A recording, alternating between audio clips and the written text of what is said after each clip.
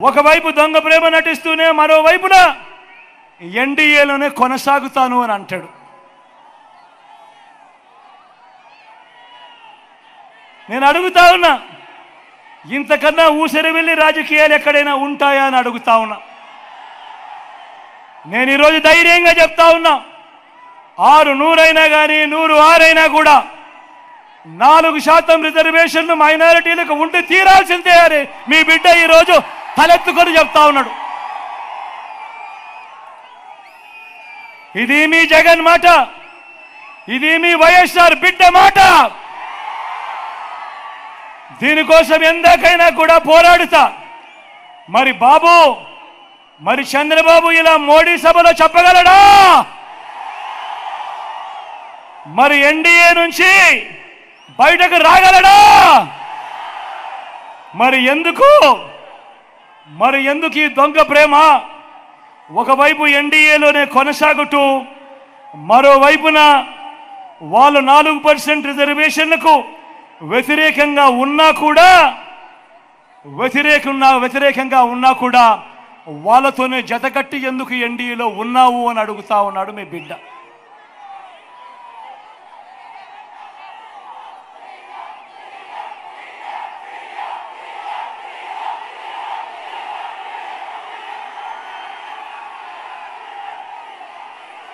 ఇక్కడే నేను కొన్ని విషయాలు రాష్ట్ర ప్రజలందరికీ కూడా చెప్పాల్సిన అవసరం ఉంది. ఈరోజు 4% రిజర్వేషన్లు మైనారిటీ సోదరులకు ఏదైతే ఇచ్చామో అది కేవలం మతం ప్రాతిపదికగా ఇచ్చిన రిజర్వేషన్లు కావు.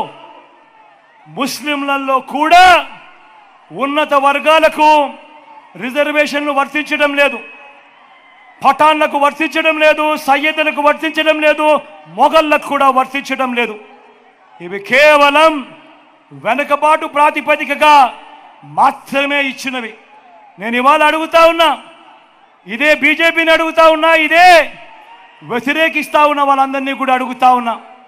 అన్ని మతాల్లో కూడా బీసీలు ఉన్నారు, ఓసీలు ఉన్నారు. ఒక్క ముస్లింలలోనే కాదు, అన్ని మతాల్లో కూడా బీసీలు ఉన్నారు, ఓసీలు ఉన్నారు. ఇవి రాజ్యాంగానికి లోబడి వెనుకబాటు ప్రాతిపదికగా ఇచ్చిన రిజర్వేషన్లు. మరి ఇలాంటి రిజర్వేషన్లు, ఇలాంటి వెనుకబాటుకు గురైన వారికి ఇచ్చిన రిజర్వేషన్ల మీద రాజకీయం చేస్తూ వారి జీవితాలతో చెలగాటమాడడం ధర్మమేనా? ఇది కరెక్టేనా అని ప్రతి ఒక్కరూ ఆలోచన చేయాలి. నేను ఇవాళ చెప్తా ఉన్నా, ప్రతి మైనారిటీ సోదరుడికి, ప్రతి మైనారిటీ అక్క చెల్లెమ్మకు భరోసా ఇచ్చి చెప్తా ఉన్నా, 4% రిజర్వేషన్ల విషయమే కానివ్వండి, ఎన్ఆర్సీ కానివ్వండి, సిఏఏ కానివ్వండి, ఇంకా ఏ మైనారిటీ అంశమైనా కానివ్వండి, మైనారిటీ మనోభావాలకు, వారి ఇజ్జత్ और ఇమాంకు అండగా నిలబడుతూ వారికి మద్దతు ఎప్పటికీ ఉంటాడో వాళ్ళ బిడ్డ జగన్ అని చెప్పి సందర్భంగా చెప్తా ఉన్నా.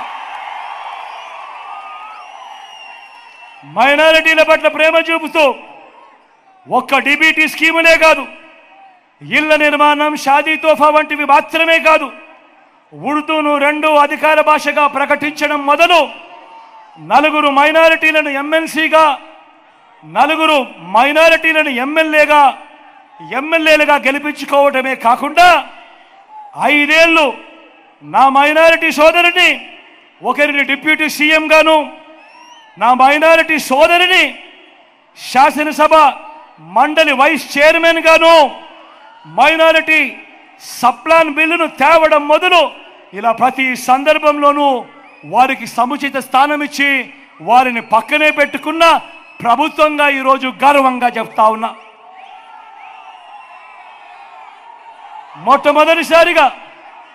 మొట్టమొదటిసారిగా మైనారిటీలకు 4% రిజర్వేషన్లే కాదు, 4% రాజకీయ రిజర్వేషన్ ఇచ్చిన పార్టీ కూడా ఈ వైఎస్ఆర్ కాంగ్రెస్ పార్టీ అని కూడా గర్వంగా కూడా చెప్తా ఉన్నా.